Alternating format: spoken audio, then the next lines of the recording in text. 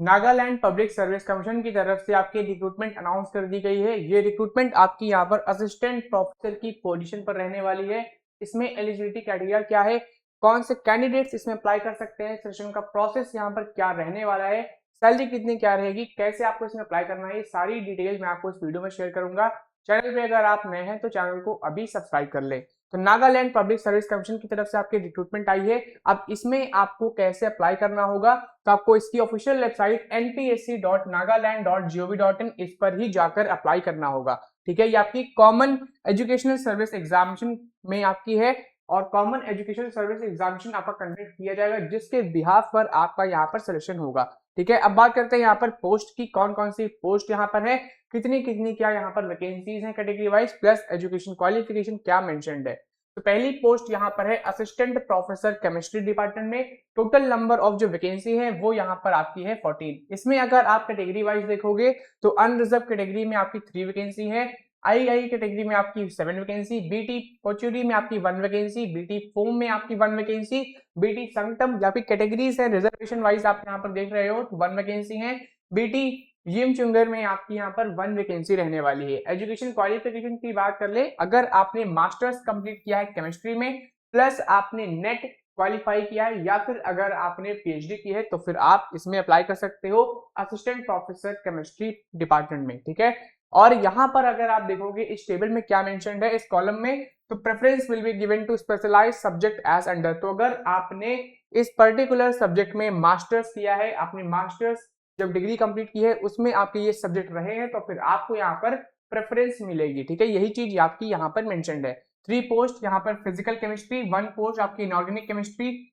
में। अगर आपने इनऑर्गेनिक केमिस्ट्री में मास्टर्स किया है, आपने एज अ सब्जेक्ट इसे पढ़ा है तो फिर आपको यहाँ पर प्रेफरेंस मिलेगी। ठीक है, ऐसा ही आपका ऑर्गेनिक केमिस्ट्री के साथ है। नेक्स्ट आपकी पोस्ट यहाँ पर है assistant professor English. Total number of vacancies यहाँ पर 8 है। बाकी डिटेल्स आप यहाँ पर चेक कर सकते हो। एजुकेशन क्वालिफिकेशन क्या है, मास्टर्स अगर आपने इंग्लिश में किया है या फिर इंग्लिश लिटरेचर में किया है, प्लस आपने नेट क्वालिफाई किया है या फिर अगर आपने पीएचडी की है तो फिर आप इसमें अप्लाई कर सकते हो असिस्टेंट प्रोफेसर इंग्लिश की पोजीशन पर।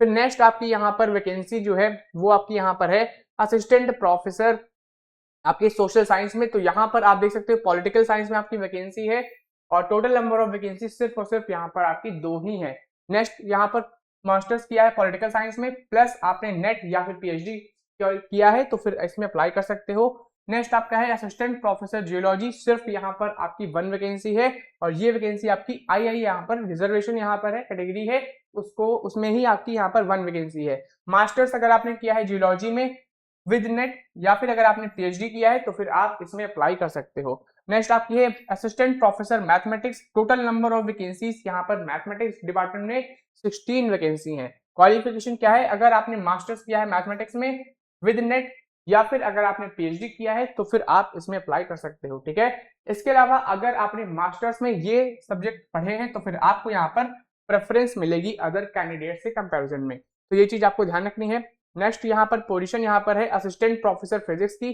टोटल नंबर ऑफ वैकेंसीज यहाँ पर आपकी 15 है।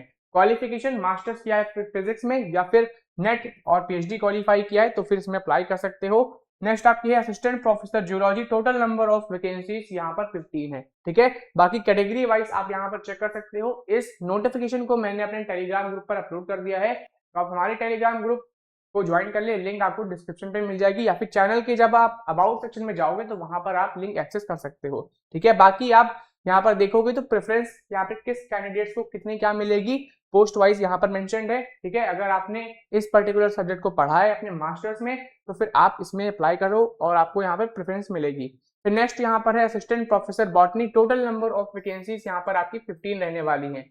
नेक्स्ट आपकी है असिस्टेंट प्रोफेसर कॉमर्स, यहाँ पर 8 वैकेंसीज है। फिर यहाँ पर आपकी नेक्स्ट वैकेंसी है assistant professor in history department. History subject में आपकी असिस्टेंट प्रोफेसर की वैकेंसी है और यहाँ पर सिर्फ और सिर्फ यहाँ पर 2 ही वैकेंसी है। नेक्स्ट आपकी है assistant professor sociology. Total number of vacancies यहाँ पर सोशियोलॉजी में आपकी 8 वैकेंसी है। बाकी क्वालिफिकेशन आप यहाँ पर चेक कर सकते हो। मास्टर्स डिग्री यहाँ पर रिक्वायर्ड है प्लस आपने नेट क्वालिफाई किया है और अगर आपने पीएचडी किया है तो भी आप इसमें अप्लाई कर सकते हो। फिर असिस्टेंट प्रोफेसर ज्योग्राफी में आपकी यहाँ पर 3 वैकेंसी है। असिस्टेंट प्रोफेसर एंथ्रोपोलॉजी में आपकी यहाँ पर 3 वैकेंसी है। असिस्टेंट प्रोफेसर कंप्यूटर साइंस में आपकी यहाँ पर 2 वैकेंसी है। ठीक है, अगर आपने पीएचडी किया है या फिर एमएससी, एमसीए, एमटेक किया है विद नेट क्वालिफाई, तो फिर आपको यहाँ पर प्रेफरेंस मिलने वाली है असिस्टेंट प्रोफेसर कंप्यूटर साइंस की पोजीशन पर।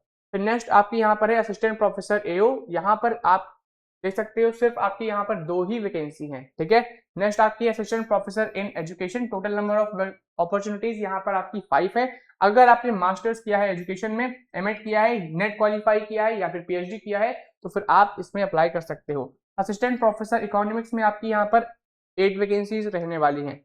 फिर नेक्स्ट आपकी है assistant professor philosophy, total number of vacancy यहाँ पर सिर्फ आपकी 2 ही है।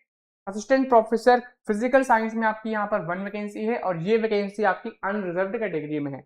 नेक्स्ट आपकी है लिटरेचर इंग्लिश टेक्निकल एजुकेशन, यहाँ पर 1 वैकेंसी है। Assistant professor English higher education 2024 department में आपकी यहाँ पर 1 वैकेंसी रहने वाली है, ठीक है।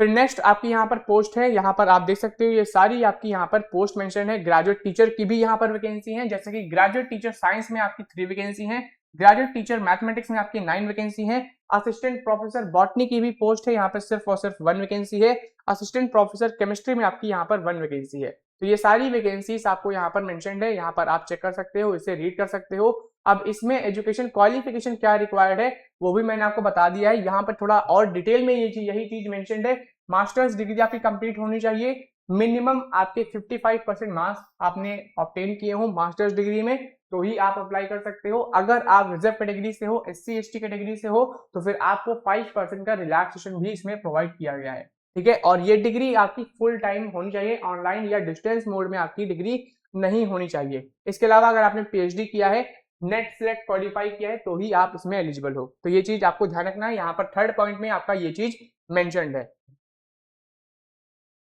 बाकी रिक्वायरमेंट पे आओगे तो रिक्वायरमेंट आपकी असिस्टेंट प्रोफेसर की भी यही लगभग है। यहाँ पर आप देखोगे तो मास्टर्स डिग्री अगर आपने किया है एटलीस्ट 55% मार्क्स के साथ, तो फिर अप्लाई कर सकते हो। रिजर्व डिग्री से हो तो 5% का रिलैक्सेशन मिलेगा।